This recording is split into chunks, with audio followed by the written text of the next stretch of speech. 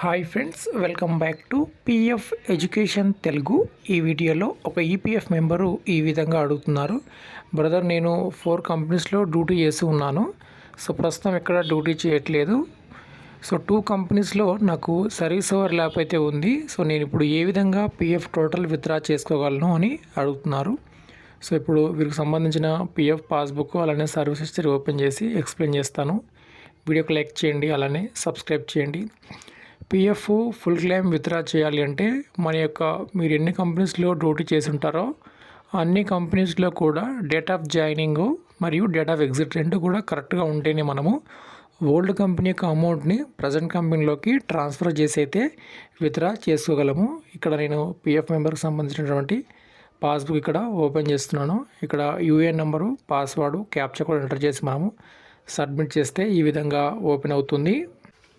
ఇప్పుడు PF పాస్బుక్లోకి login అవుతాం. తర్వాత ఇలా టోటల్ పిఎఫ్ అమౌంట్ ఎంత ఉందనేది ఇక్కడ మనకు కనిపిస్తుంది. సో ఇక్కడ వీరు అడ్వాన్సు 3-4 టైమ్స్ విత్డ్రా చేసుకున్నారు. దాని తర్వాత ఇప్పుడు మనకు 30,000 పిఎఫ్ అమౌంట్ అయితే ఉన్నాయి. కానీ సర్వీస్ హిస్టరీ చూసినప్పుడు 2 చోట్ల మనకు సర్వీస్ ఓవర్ ల్యాప్ ఉన్నట్లు కనిపిస్తుంది. అది ఒకసారి మీకు చూపిస్తాను.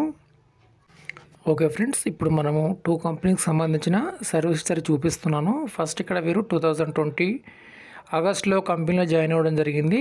ఆగస్టులో డ్యూటీ చేస్తూనే తర్వాత సేమ్ 21 ఆగస్టుకి ఇక్కడ వేరే కంపెనీలో కూడా జాయిన్ అవ్వడం జరిగింది. ఇక్కడ మీరు చూసినట్లయితే ఈ ఫస్ట్ కంపెనీ అలానే సెకండ్ కంపెనీలో రెండిట్లో కూడా మనము 2020 ఆగస్టుని ఫస్ట్ కంపెనీ కనిపిస్తే 21 ఆగస్ట్ ఇక్కడ కనిపిస్తుంది. అంటే ఫస్ట్ కంపెనీలో డ్యూటీ చేస్తూనే ఒక 1 ఇయర్ తర్వాత దీంట్లో జాయిన్ అయ్యారు.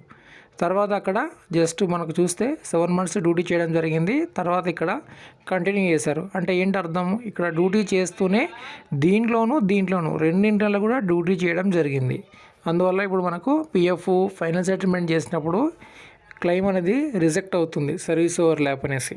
ఓకేనా, మనకు 1 డే 2 డేస్ ఇట్లా సర్వీస్ ఓవర్ ల్యాప్ ఉన్నా మనకు క్లెయిమ్ రిజెక్ట్ అవుతుంది. ఇక్కడ 7 మంత్స్ ఉంది కాబట్టి తప్పకుండా పిఎఫ్ క్లెయిమ్ అనేది రిజెక్ట్ అవుతుంది. సో ఇప్పుడు రిజెక్ట్ అవ్వకుండా ఏం చేయాలి అంటే జాయింట్ డిక్లరేషన్ అనేది సబ్మిట్ చేయాలి.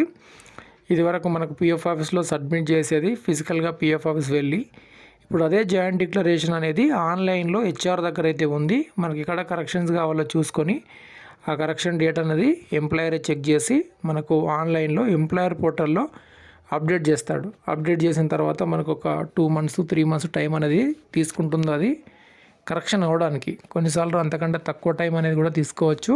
అది డిపెండింగ్ ఆన్ పిఎఫ్ ఆఫీస్ పైన డిపెండ్ అయి ఉంటుంది.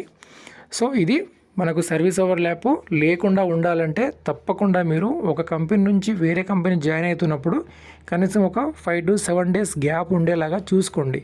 కొందరు ఏం చేస్తారంటే, ఫర్ ఎగ్జాంపుల్ ఈరోజు ఏ అనే కంపెనీలో ఎగ్జిట్ అవుతే బి అనే కంపెనీలో కూడా సేమ్ డేట్లో కూడా జాయిన్ అవ్వడం అనేది జరుగుతుంది. అది కూడా సర్వీస్ ఓవర్ ల్యాప్ అని పిఎఫ్ వారు క్లెయిమ్ అయితే రిజెక్ట్ చేస్తూ ఉంటారు. కాబట్టి ఒక కంపెనీ నుంచి మీరు ఎగ్జిట్ అయిన తర్వాత ఒక 7 డేస్ గ్యాప్ తీసుకున్న తర్వాత కొత్త కంపెనీలో జాయిన్ అవ్వండి. అప్పుడు మీకు ఫ్యూచర్లో ఎటువంటి ప్రాబ్లం అనేది ఉండదు. సో ఇదండి అప్డేటు. వీడియోకి లైక్ చేయండి, సబ్స్క్రైబ్ చేయండి. ధన్యవాదాలు.